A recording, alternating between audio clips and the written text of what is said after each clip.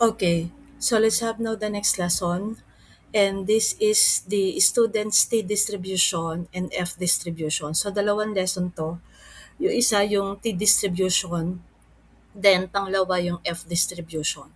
So let's have first the T distribution. The T distribution is also known as the students T distribution, or yung ibang term na ginagamit dito is the T statistics. Okay, kaya si F, ang tawag naman sa kanya is F statistics.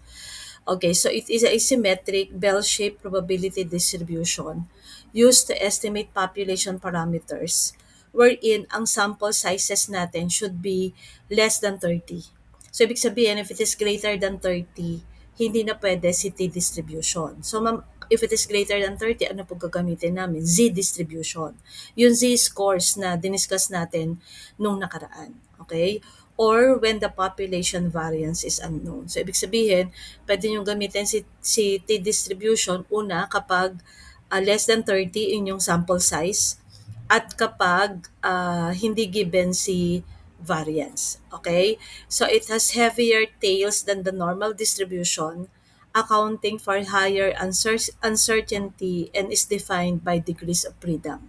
So mamaya discuss ko kung paano gagamitin yung degree of freedom in terms of T-distribution. Okay? So let's have first the key features of the T-distribution. So una, yung shape niya, similar to normal distribution. Okay, so ang mean natin, 0 pa rin yung nasa gitna. Then the variance will be equal to 1. Pero um, mas mababa, mas malapad, at merong makapal na tails. So yun yung pinagkaiba niya kay normal distribution. Okay? Then the degrees of freedom or DF, that is the shape depends on the sample size. Pero katulad din sinabi ko kanina, pwede lang gamitin si T-distribution if you have sample size of less than 30. Okay? So as DF increases, the T-distribution approaches the normal distribution. So, ibig sabihin, habang tumataas yung degree of freedom natin using the T-distribution, the more siyang nagiging kamukha ng normal distribution. Okay? So, saan commonly ginagamit? Anong mga cases ang ginagamitan ng T-distribution?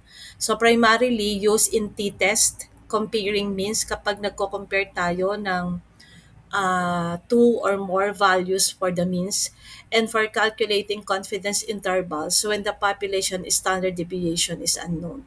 Kasi nga hindi given yung ating standard deviation.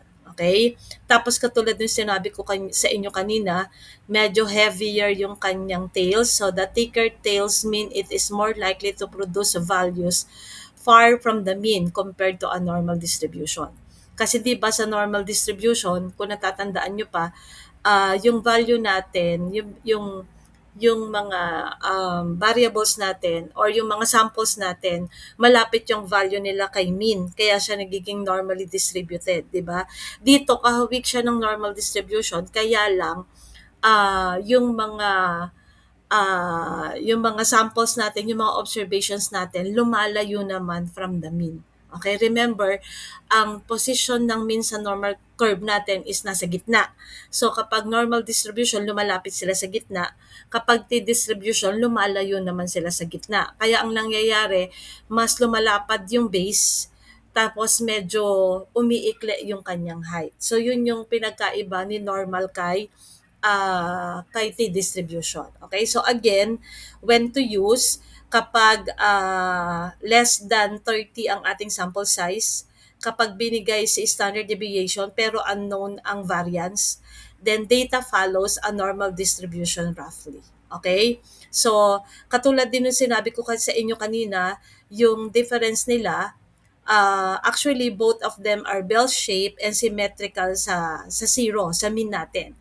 And the T-distribution provides more conservative estimate kasi nga mas wider yung confidence intervals na ginagamit dito to account for the extra uncertainty or estimating the standard deviation from a sample size. Okay? So to continue, Ayan. Pag-usapan muna natin ano ba yung confidence interval since gagamitin natin 'to both for the T distribution and the F distribution. Okay, so a confidence interval is a range of values derived from sample data that is likely to contain the value of the unknown population parameter. So example ng population parameter na binabanggit dito, we have the mean or the proportion. So, it quantifies uncertainty by providing a lower and upper limit alongside a probability level. Usually, mga anak, 95% ang ginagamit na confidence interval. Usually. Pero pwede din namang 90%, pwede din namang 99%. Okay? Pero ang commonly used na confidence interval is the 95%, indicating how often the true parameter would fall within the interval if the study were repeated many times. So, si confidence interval ang magdidikta sa atin kung ah, ano yung magiging judgment natin or conclusion natin base doon sa na-formulate natin na hypothesis. Kasi gagamitan natin siya ng table, kaya malalaman natin kung yung bang na-compute natin na distribution, value ng distribution is papasok sa rejection region or hindi. So pag pumasok sa rejection region, we will reject our null hypothesis. Pagka hindi pumasok or nasa acceptance region, obviously, you will accept your null hypothesis. Okay? So what are the key concept of confidence interval? So sabi ko nga kanina, typically, ginagamit is 95% or 99%. So, ano ibig sabihin nito? This represents the percentage of all possible samples that can be expected to include the true population parameter. So, bigyan ko lang kayo ng idea. Halimbawa, pag sinabi nating 95 confidence interval, ibig sabihin, 95% uh, 95% kang sure na papasok siya sa acceptance region. So, yung natitira na 5% sa 100%, 5% lang yung chance na papasok siya sa rejection region. Pero remember ha, hindi porke mataas yung percentage ay laging accept the null hypothesis ang magiging conclusion natin. Kasi remember, yung 5% pwede din siyang maging location ng inyong distribution wherein kapag ganun ang kaso, i-reject natin yung null hypothesis. Then we have the margin of error, that is the amount added or subtracted from the sample statistic determined by the confidence level and the precision of the data or the standard error. So mamaya, i-discuss naman paano ginagamit yung margin of error. Then we have the interpretation. So ito, a 95% confidence interval for a mean of 100 to 110 means we are 95% confident the true value mean lies between 100 and 110. So, yun yung sinasabi ko sa inyo kanina. Halimbawa, meron tayong interval ng mean na 100 to 110. Halimbawa, ibig sabihin, halimbawa, ipoprove natin na yung mean ay papasok sa value na 100 to 110. So, pag 95% confidence interval yung ginamit natin, meaning 95% confident tayo na talagang papasok between 100 to 110 yung population mean na nakuha natin. 5% lang yung hindi tayo confident, pero 95% yung confident tayo na papasok doon sa interval na ibinigay natin. Okay? So, components, the formula is generally sample statistic minus margin of error or pwede din naman sample statistic minus the margin of error.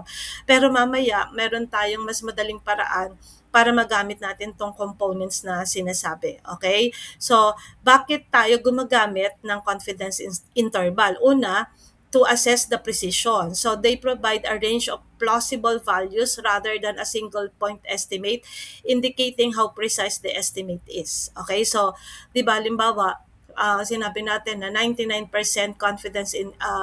confidence level yung ginamit natin. So, ibig sabihin, yung precision natin will fall on 99%. 1% lang yung hindi. Okay? So, statistical significance, let's say if a 95% confidence interval does not include the null hypothesis, example, zero difference, okay, the result is generally considered statistically significant. Kaya mamaya pag nag-form tayo ng null hypothesis, i-state natin doon kung if there will be significant difference or there is no significant difference. Okay? And the sample size impact, increasing sample size reduces the width of the confidence interval and it increase precision. Okay? So, hindi na natin ito isasama. Ayan. So, ano ibig sabihin nito? So, the more na tumataas yung sample size natin, mga anak, nababawasan yung width ng confidence interval natin, pero tumataas ang ating precision. Okay? So, example tayo, halimbawa, common confidence level. Sabi ko nga sa inyo, di ba, commonly ang ginagamit is the 95 and the 99. So, halimbawa, 90% confidence. Ano ibig sabihin nito? More precise ito, but less confident. Okay, compared to 95. Okay, so more precise, ibig sabihin narrower. Ibig sabihin nun, mas lumalapad yung base natin, mas bumababa yung curve natin. Pero halimbawa, 95% confidence ang gagamitin ninyo, okay, commonly ito yung standard sa lahat ng research. And bakit siya yung standard sa mga research? Kasi siya yung commonly na balance. Okay, so, ayan, ito example nito mga anak. Ayan, halimbawa 95% yung confidence interval mo. Halimbawa, ang min mo is 4.27. Okay? So kung 95%, ito yung nasa gitna. Ito yung 95%. So meaning, nasa dalawang tail yung natitira pang 5%. Kaya 2.5% ka sa left tail, then 2.5% ka sa right tail. Nasa gitna yung 95%. So meaning, halimbawa, ang min mo is let's say 5. Halimbawa, ang min mo ay 5. So, pasok ka dun sa 95%. Kasi itong area na to, meaning this is from 2.92 to 5.62. Ang min na nakuha mo is 5. So, therefore, pasok ka dun sa acceptance region. Wala ka sa rejection region. Okay? So, bigay tayo ng example para mas maintindihan ninyo, ha? So, let's say a student taking up statistics is analyzing the scores in calculus of the students in IE department. He wants to know whether the mean score of the 25 students in IE department is better than the mean score of all students taking up calculus in the entire college. So the mean score of all the students taking up calculus is 89. The mean score and the standard deviation of the scores of the students in IE department are 95 and 15 respectively.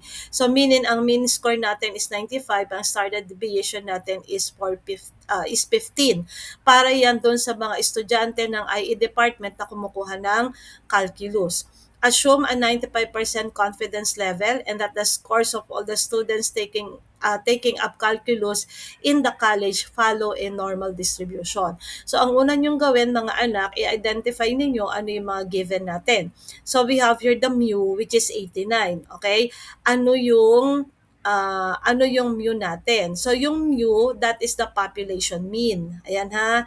Then, yung x bar, yun yung sample mean. Kaya dito, ang mu natin is 89 kasi yung 89 yun yung mean score ng lahat ng estudyante ng college na kumukuha ng calculus. So, population mean tayo. Okay? Tapos dito, di ba, ang sabi, ang mean score ng mga estudyante ng IE department na kumukuha ng calculus is 95. So, meaning, ang population natin is yung lahat ng estudyante na kumukuha ng calculus sa college. Then, ang sample mean natin is yung mga estudyante na kumukuha ng calculus sa IE department. Okay? Then, we have here yung S natin. That is the sample standard deviation. Meaning yan yung standard deviation nung scores ng mga IE students na kumukuha ng calculus. Sample siya ha, kasi hindi siya nagre-refer doon sa standard deviation ng lahat ng estudyante sa college na kumukuha ng calculus. And then obviously, we have our sample size which is 25. Yung sample size, yun yung dami ng sample ng IE students na kinuha na kumukuha ng calculus. Ayan ha, so ulitin ko, the mu which is 89, that is the mean score ng lahat ng estudyante, population tayo, na kumukuha ng calculus sa buong college. Yung X bar, that is the mean score ng IE students na kumukuha ng calculus. Then yung S is the standard deviation ng mga estudyante ng IE department na kumukuha ng calculus, and yung N natin is the sample size. Lahat yan mga anak ay binanggit dito sa problem. Ayan yung 89, yung 95, yung 15, then ito yung 25. Okay? Then, first step, determine natin yung degree of freedom. Kasi kailangan natin yung degree of freedom para pag ginamit natin itong table, alam natin kung saan tayo titingin. Ang formula ng degree of freedom natin sa kahit na anong klase ng distribution mga anak ha, mapa Z distribution man yan, mapa T distribution, or mapa F distribution, okay, that is n minus 1. So, sample size minus 1, ang sample size natin is 25 minus 1, so therefore that is 24. Okay? Second, determine ninyo yung confidence level. Yung confidence level, lagi namang binabanggit yan sa problem.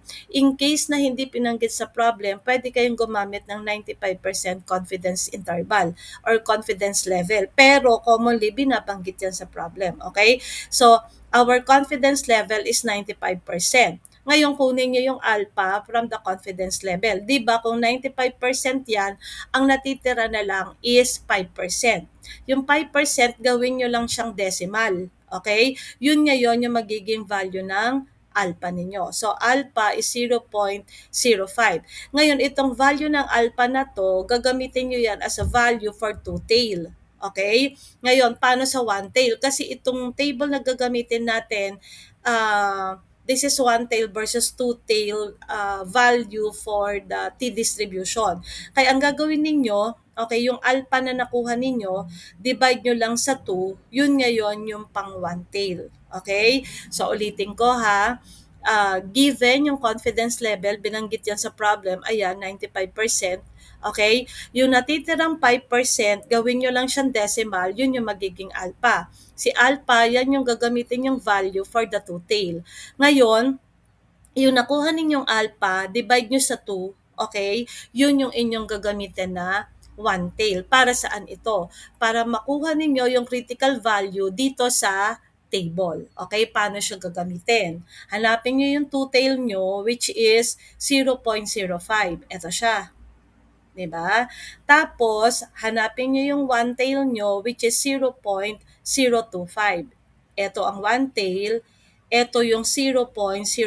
Mapapansin ninyo, lagi silang magkatapat. Lagi silang magkatapat, ha? Tapos, hanapin ninyo yung degree of freedom na nakuha nyo, which is 24. Dito nyo titignan yung degree of freedom. So, ito yung 24. Ito yung 0.05 para sa two tails. Ito yung 0.025 para sa one tail. That is why, ang critical value natin is ito. 2.064. Ito siya. Ayan siya ha. Kaya mga anak, kailangan dun muna, ito muna yung gagawin ninyo kasi hindi nyo makikita sa table yung magiging critical value ninyo kung wala kayo nito. So, sample lang ko pa kayo ha. Alam ko meron pa akong ginawa dito na sample eh. Saglit ha. Ito. Sample lang ko pa kayo bago natin ituloy yung problem. So, halimbawa, ang confidence level is 99%. So, ibig sabihin, meron ka pang 1% na natitira. Yung 1%, gawin mong decimal, that is 0.01. Yan yung pang two-tail mo. Ngayon, yung value ng alpha, divide mo sa 2, 0.01 divided by 2 will give you 0.005. That is yung pang one tail mo. So, hanapin mo dito ngayon. Halimbawa, ang degree of freedom natin is 24 pa rin, okay? Pero ito yung gamitin natin na confidence level. So, ang two-tail natin, dito tayo titingin ha, 0.01, two-tail, 0.01. Ito siya, di ba? Tapos, ang one-tail natin, 0.005. Ito siya, sa taas niya. 'Di ba? Okay, kasi laging magkatapat yung dalawang yan kasi 'di ba, yung two-tail dinidivide mo lang naman sa 2, yung kalahati niya, yun yung nasa taas niya. Kasi nga 'di ba, ang kalahati ng 2 is 1, kaya lagi silang magkatapat. So therefore, ang critical value ninyo kung ang ang degree of freedom is 24 will be 2.797. Ayan ha. O last example. Halimbawa, ang critical level ninyo is, confidence level pala, sorry. Ang confidence level ninyo is 90%. So meaning meron ka pang 10%. Gawin mo siyang decimal. So that is 0.10. pang two tail mo na yan. Divide mo siya sa 2, that is 0.05. Yun naman yung pang one tail mo. Kaya, two tail natin is 0.10. Ito. Then, ang one tail ninyo is 0.05. Then, let's say, ang degree of freedom is 24 pa rin. So, therefore, ang critical value ninyo is 1.711. Ayan ha. Ganun yung paggamit ng table. Okay? Next, nakuha na natin yung critical value. Kunin natin ngayon yung T statistics or yung tinatawag natin na computed value. Okay? For the T distribution, ito ang formula natin.